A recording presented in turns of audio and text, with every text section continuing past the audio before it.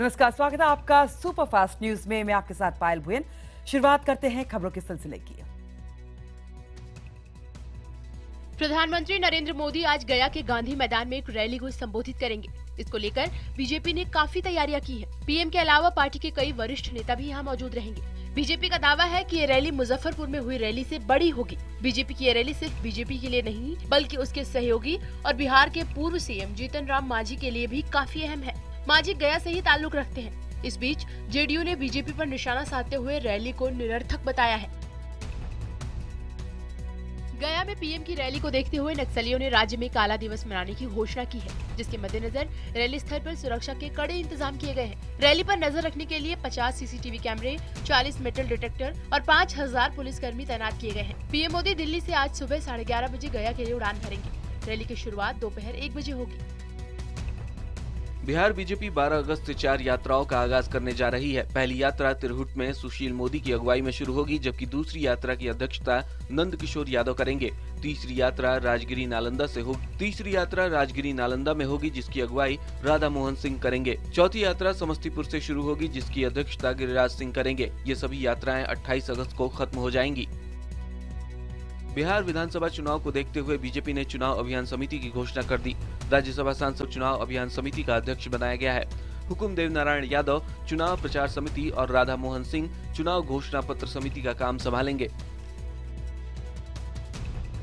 बिहार के मुख्यमंत्री नीतीश कुमार के दिल्ली में हुए कार्यक्रम में कुछ लोगों ने जमकर हंगामा किया। बिहार फाउंडेशन के कार्यक्रम में नीतीश जब मंच पर बोल रहे थे, तभी कुछ लोगों ने हाथों में पर्चे लिए नीतीश हाय हाय के नारे लगाने शुरू कर दिए। नारे लगाने वाले लोगों को आयोजकों ने धक्का मारते हुए हॉल से बाहर निकाल दिया। उसके बाद नीतीश का विरोध करने वालों की पिटाई भी की गई। जब नीतीश अपना भाषण खत्म करने को हुए, तब उन्होंने नारेबाजी करने वालों पर टिप्पणी की। उन्होंने कहा कि मीडिया के हुजूम को देखते हुए पब्लिसिटी पाने के लिए उनका विरोध किया गया है। विरोधियों से ज्यादा मेलजोल करने पर बीजेपी अपने सांसद शत्रुघ्न सिन्हा से खफा हो गई है। एक कार्यक्रम में जब मीडिया ने केंद्रीय मंत्री प्रकाश जावड़ेकर से इस बारे में सवाल पूछा, तो उन्होंने कहा कि शत्रुघ्न सिन्हा गलत रास्ते पर भटक गए हैं। दरअसल कुछ दिनों पहले बीजेपी के 2 कट्टर विरोधी नीतीश कुमार और अरविंद केजरीवाल से शत्रुघ्न सिन्हा ने मुलाकात की थी। राष्ट्रपति प्रणब मुखर्जी ने रामनाथ कोविंद को बिहार का नया गवर्नर नियुक्त किया है। उधर जेडीयू ने नए राज्यपाल की नियुक्ति पर नाराजगी जताई है। जेडीयू का कहना है कि राज्यपाल की नियुक्ति को लेकर केंद्र ने राज्य सरकार से सलाह भी नहीं ली। साथ ही कहा कि वो इस मुद्दे को संसद में उठाएंगे। पीएमटी घोटाले में ग्वालियर जेल में बंद व्यापम के 70 आरोपियों ने राष्ट्रपति से इच्छामृत्यु की मांग की है। आरोपियों ने कहा कि वो युवा डॉक्टर हैं और मानसिक प्रताड़ना झेल रहे हैं और उन्हें कई दिनों से जमानत भी नहीं मिल पा रही है।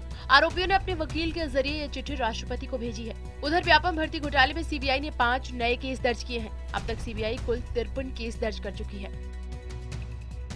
एक के बाद एक नए विवादों में घिरी स्वयं भूदेवी राधे मां की मुश्किलें बढ़ती जा रही हैं। भोपाल में एक वकील ने राधे मां के खिलाफ अश्लीलता फैलाने और धार्मिक भावनाओं को ठेस पहुंचाने की शिकायत दर्ज कराई है। शिकायतकर्ता ने राधे मां पर मां शब्द का अपमान करने का आरोप लगाया है। राधे मां पर मुंबई में पहले से ही दहेज उत्पीड़न का केस दर्ज है। सूत्रों के मुताबिक मुंबई पुलिस इस मामले में पूछताछ के लिए सोमवार को राधे मां को बुला सकती है। इस बीच राधे मां औरंगाबाद और नांदेड़ में नजर आई। वहीं राधे मां के साथ पिछले 12 साल से जुड़े उनके सेवादार संजीव गुप्ता ने सभी आरोपों को बेबुनियाद बताया है। सेवादार का कहना है कि राधे मां ने न तो खुद को देवी का रूप बताया और न ही किसी से पैसे मांगे हैं। अब है हमारे साथ राधे मां जी नांदेड़ में कैसे दर्शन है? हाँ, मुझे बहुत अच्छे दर्शन हुए। परसों तक मैं बहुत फेडअप थी, लेकिन अब मैं माथा टेका ही अपने सच्चे सतगुरु के पास। मुझे बहुत अच्छा लग रहा है। I am very happy. आपके पिताजी का कुछ अधूरा काम करने गए थे, कुछ वहाँ पर रह गया था जो आपके पिताजी का पूरा करके है, क्या काम था? हाँ, मेरे पापा की बरसी थी। मेरे पापा गुरु ग्रंथ साहब को बहुत मानते थे। उनकी बरसी थी, उनके हिसाब से भी मैं माथा टेकने गई थी। रानी माँ, बाकी बातों के बारे में आप क्या बोलेंगे? जय माता दी। राधे माँ के साथ तस्वीरें मीडिया में आने के बाद फिल्म निर्माता सुभाष घई ने सफाई दी है। मीडिया को भेजे सफाईनामे में उन्होंने कहा है कि राधे माँ के साथ उनका एक परिवार जैसा रिश्ता है। सुभाष घई ने कहा कि राधे माँ में कुछ बचपना जरूर है, लेकिन उन्हें कभी भी उनमें कुछ गलत नहीं लगा। लेकिन जिस तरीके से मीडिया में उनके अलग रूप की चर्चाएं हैं, उन्हें उस पर सफाई देनी चाहिए। राधे मां के विवादों में आने के बाद धार्मिक संगठन और राजनीतिक दल उनकी आलोचना कर रहे हैं। अखाड़ा परिषद के अध्यक्ष महंत ज्ञानदास ने उनकी कड़ी आलोचना की है। पोशाक पहन करके वो डांस कर रही हैं और सब कंधे पर सबको जो है वो लटक रही है, तो वो तो ये महामंडलेश्वर या संत का काम ऐसा नहीं हो सकता ना। वो जिस तरीके से सब देख भी रहे हैं टीवी के माध्यम से, पेपर के माध्यम से, सबको देख भी पता भी लग रहा है, तो अभी उनके ऊपर कार्रवाई ना क्यों नहीं हो रही है? कार्रवाई उनके ऊपर करना चाहिए। आरोपों से घिरी स्वयंभू देवी राधे मां पर अब फिल्म बनेगी। निर्माता रणजीत शर्मा राधे मां पर फिल्म बनाएंगे और फिल्म का नाम मॉडल राधे मां होगा। मल्लिका शेरावत और राधे मां उर्फ सुखविंदर कौर में काफी समानता भी है। जहां राधे मां पंजाब की रहने वाली हैं, तो वहीं मल्लिका भी उनके पड़ोसी राज्य हरियाणा की हैं। दोनों ने अपने अपने क्षेत्र में खास मुकाम बनाया है और दोनों अपने काम को अलग तरीके से करने के लिए जानी जाती हैं। उधमपुर में पकड़े गए पाकिस्तानी आतंकी नवेद के मसले पर शनिवार शाम गृह मंत्रालय में एक उच्च स्तरीय बैठक बुलाई गई। गृह मंत्री राजनाथ सिंह की अध्यक्षता में हुई इस बैठक में राष्ट्रीय सुरक्षा सलाहकार अजीत डोभाल, गृह सचिव, आईबी चीफ और अन्य वरिष्ठ अधिकारियों ने भाग लिया। सूत्रों के अनुसार बैठक में नवेद की गिरफ्तारी के बाद की स्थिति पर विचार विमर्श किया गया। जम्मू के उधमपुर में पकड़े गए आतंकी नवेद ने खुलासा किया है कि हाफिज सईद के बेटे तल्ला हाफिज सईद ने ट्रेनिंग के दौरान उनके दिमाग में जहर भरा था। नवेद ने बताया कि तल्ला हाफिज सईद लश्कर का ऑपरेशन कमांडर है। ट्रेनिंग के बाद वो 2 बार हाफिज सईद से भी मिला था। नवेद का साथी मोमिन उर्फ मोहम्मद नौमान याकूब, जो कि उधमपुर से मारा गया, वो जमातुल दावा के प्रमुख आतंकी हाफिज सईद की सुरक्षा में रहा है। वो एक ट्रेन कमांडो था और उसने उसे भी ट्रेनिंग दी थी। उसने बताया कि वो मोमिन को बड़ा भाई कहता था। आतंकी नवेद उर्फ उस्मान ने बताया कि उनकी योजना काफी लोगों को मारने की थी और उनका निशाना अमरनाथ यात्री थे। नवेद के मुताबिक उनका टारगेट अमरनाथ यात्रा की बस थी, जिस पर हमला कर उसे बंधक बनाना था। यही नहीं, उन्हें कश्मीर और उधमपुर में लोकल सपोर्ट भी मिला था और तो और गाइड के साथ जम्मू का दौरा भी किया था। नवेद ने बताया कि कश्मीर के टोल प्लाजा पर पंजाब जाने के लिए पर्ची भी कटवाई थी। ट्रक में रामबन से 2 बैग और खाने पीने का सामान खरीदा था। पाकिस्तानी आतंकी नवेद से पूछताछ के बाद गिरफ्तारियां की गई हैं। पुलिस और एनआईए ने पुलवामा जिले के अवंतीपोरा में एक छापे के दौरान 2 भाइयों फयाज अहमद वानी और जावेद अहमद वानी को गिरफ्तार किया है, जबकि पुलवामा जिले में ही एक और छापे के दौरान एक सेल्समैन मोहम्मद अल्ताफ वानी और एक ड्राइवर जावेद अहमद को गिरफ्तार किया है। वहीं संदिग्ध जावेद के परिवार ने उसे आतंकी मानने से इनकार कर दिया है। संदिग्ध के भाई के मुताबिक वो अखरोट का काम करता है और ड्राइवर भी है, लेकिन आतंकियों से उसका कोई लेना देना नहीं है। लश्कर के आतंकियों की ट्रेनिंग का एक नया वीडियो सामने आया है। वीडियो में आतंकियों को बार बार शहीद होने के लिए उकसाया जा रहा है। पीओके में आतंकी संगठन लश्कर के लॉन्चिंग पैड्स के अलावा कई ट्रेनिंग कैंप चल रहे हैं। ट्रेनिंग कैंप में नए आतंकियों को खतरनाक ट्रेनिंग के अलावा उनका ब्रेन वॉश किया जाता है और बाद में लॉन्चिंग पैड्स पर बैठकर घुसपैठ कराई जाती है। इस ताज़ा वीडियो से आप अंदाजा लगा सकते हैं कि किस तरह आतंकी संगठन लश्कर ब्रेन वॉश कर और हथियारों की ट्रेनिंग देकर लोगों को किलिंग मशीन बना रहा है।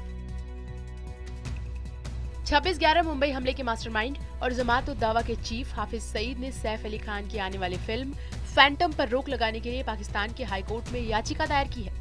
हाफिज सईद ने आरोप लगाया है कि फिल्म में पाकिस्तान के खिलाफ झूठी अफवाहें फैलाई गई है। सईद के वकील AK डोगरा ने दलील पेश की है कि फिल्म में पाकिस्तान और जमात-उद-दावा के खिलाफ जहर फैलाने का आरोप लगाया है। लाहौर हाईकोर्ट इस याचिका पर 10 तारीख को सुनवाई करेगा, जबकि ये फिल्म 28 अगस्त को रिलीज होनी है। नगा शांति समझौते को लेकर लगाए जा रहे आरोपों को केंद्र सरकार ने बेबुनियाद बताया है। पूर्वोत्तर राज्यों को इस समझौते के बारे में अंधेरे में रखने के कांग्रेस के इल्जाम गलत हैं। सूत्रों का कहना है कि समझौते को लेकर नागालैंड के मुख्यमंत्री और वहां के दूसरे संगठनों से राय मशवरा लिया गया था। शनिवार को भी नागालैंड के मुख्यमंत्री ने प्रधानमंत्री नरेंद्र मोदी से फिर मुलाकात कर इस समझौते की बारीकियों पर बातचीत की। कई सालों से पाकिस्तान में फंसी भारतीय युवती गीता को लेकर विदेश मंत्री सुषमा स्वराज ने कई ट्वीट किए हैं। सुषमा ने अपने ट्वीट में लिखा है कि भारत में 4 परिवारों ने गीता को अपनी बेटी बताया है। पंजाब, बिहार, झारखंड और यूपी के 4 परिवारों ने दावा किया है कि गीता उनकी बेटी है। सुषमा ने एक और ट्वीट में लिखा है कि उन्होंने इन 4 राज्यों के सीएम को इस बात की जाँच करने को कहा है। एक और ट्वीट में सुषमा ने कहा कि गीता ने भारतीय हाई कमीशन को इशारों में बताया कि वो 7 भाई और बहन है। सुषमा ने अपने ट्वीट में यह भी लिखा कि भारत सरकार गीता को वापस लाने की जरूरी औपचारिकताएं पूरी कर रही है। केंद्रीय शहरी विकास मंत्रालय ने स्वच्छ भारत मिशन को लेकर देश भर के 476 शहरों की एक ताज़ा रैंकिंग जारी की है, जिसमें मैसूर को पहले स्थान पर रखा गया है, जबकि दिल्ली कैंट 15वें, NDMC 16वें और MCD 398वें स्थान पर है। राजधानियों की लिस्ट में बेंगलुरु 7वें स्थान पर है, जबकि पटना 429वें पायदान पर है। दिल्ली में यमुना की सफाई को लेकर मुख्यमंत्री अरविंद केजरीवाल और केंद्रीय मंत्री उमा भारती के बीच शनिवार को बैठक हुई। बैठक में तय हुआ कि यमुना की सफाई पर 45 दिन में केंद्र और राज्य सरकार रोड मैप तैयार करेगी। बैठक के बाद उमा भारती ने कहा कि यमुना की सफाई के लिए फंड की कोई कमी नहीं है। यमुना की सफाई के लिए एक कमेटी का गठन भी किया गया है। नितिन गडकरी, वेंकैया नायडू, उमा भारती और अरविंद केजरीवाल की निगरानी में इस प्लान पर काम किया जाएगा। नेफेड के निदेशक अशोक ठाकुर ने दिल्ली के लेफ्टिनेंट गवर्नर नजीब जंग को चिट्ठी लिखकर बैठक बुलाने की मांग की है। चिट्ठी में आरोप लगाया है कि दिल्ली सरकार कई वस्तुओं, खासकर प्याज की कीमतें बढ़ने को लेकर संवेदनहीन है। नेफेड ने नजीब जंग से इस मामले में सीधा हस्तक्षेप करने की अपील की है और कहा है कि प्याज की खरीद में हो रही देरी से महंगाई बेकाबू हुई जा रही है।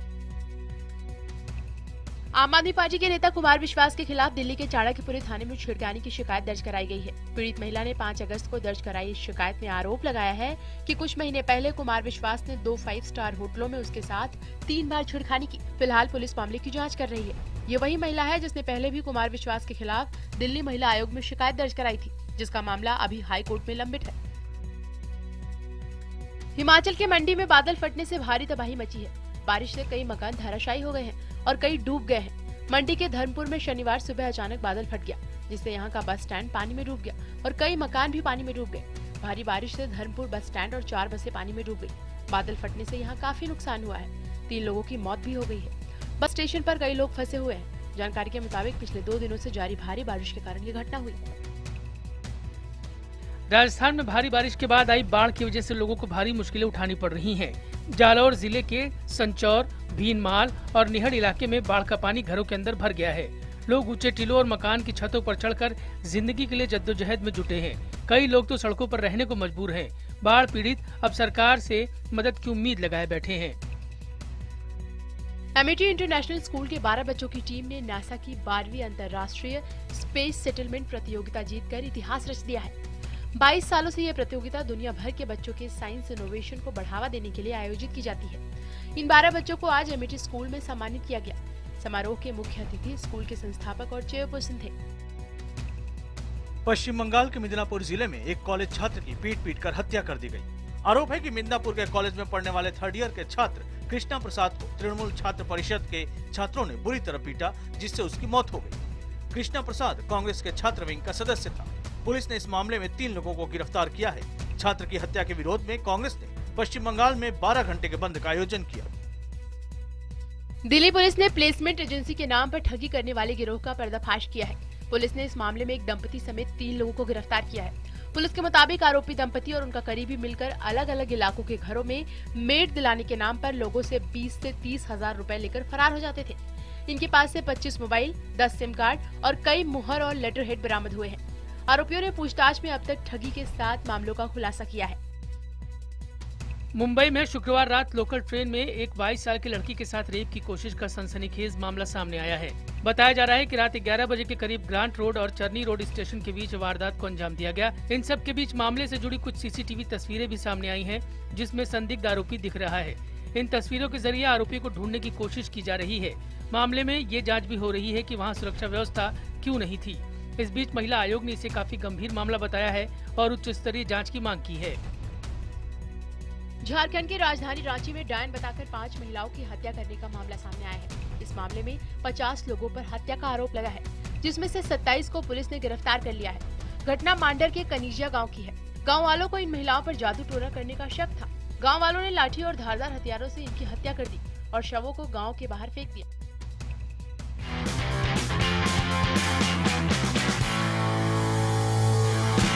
इंग्लैंड ने एशेज सीरीज का चौथा टेस्ट जीतकर एशेज पर कब्जा कर लिया है। मेजबान टीम ने ऑस्ट्रेलिया को पारी और 78 रन से हरा दिया। एशेज में हार के बाद कंगारू कप्तान माइकल क्लार्क टेस्ट क्रिकेट से संन्यास ले लेंगे। क्लार्क ने कहा है कि ओवल में खेले जाने वाला 5वां टेस्ट उनके करियर का आखिरी टेस्ट होगा। इंग्लैंड के मशहूर football club tournament English premier league के 2015-2016 सीजन की शुरुआत हो गई है। इस बार के सीजन में चेल्सी, मैनचेस्टर यूनाइटेड, आर्सेनल और मीन सिटी को प्रमुख दावेदारों के रूप में देखा जा रहा है। चीन और ताइवान में आए भीषण तूफान सालाडोर की वजह से 8 लोगों की मौत हो गई है और दर्जन लोग घायल हो गए हैं। तूफान की वजह से बिजली सप्लाई ठप हो गई है, जिसकी वजह से करीब 20 लाख घरों में अंधेरा छा गया है। बांग्लादेश की राजधानी ढाका में हुए ब्लॉगर की हत्या के आरोप में संदिग्ध आतंकियों के खिलाफ मामला दर्ज कर लिया गया है। ब्लॉगर निलॉय नील के घर में घुसकर आतंकियों ने उन्हें मौत के घाट उतार दिया। अलकायदा के आतंकी अंसर अल इस्लाम ने निलॉय की हत्या की जिम्मेदारी ली है। अक्षय कुमार की फिल्म ब्रदर्स अब तमिल और तेलुगु में भी बनेगी। हिंदी में सिद्धार्थ मल्होत्रा के साथ ये फिल्म 14 अगस्त को रिलीज हो रही है और निर्माताओं ने इसके राइट्स तमिल और तेलुगु प्रोड्यूसर्स को भी बेच दिए हैं। दीपिका पादुकोण का कहना है कि उन्हें ऋतिक रोशन के साथ कोई फिल्म ऑफर नहीं की गई है। दीपिका ने शुक्रवार को अपने एनजीओ के लोगो लॉन्च इवेंट पे इस अफवाह को सरासर झूठ बताया। कुछ दिन पहले ये खबर आई थी कि यश राज ने दोनों को अपनी अगली फिल्म में साइन किया है।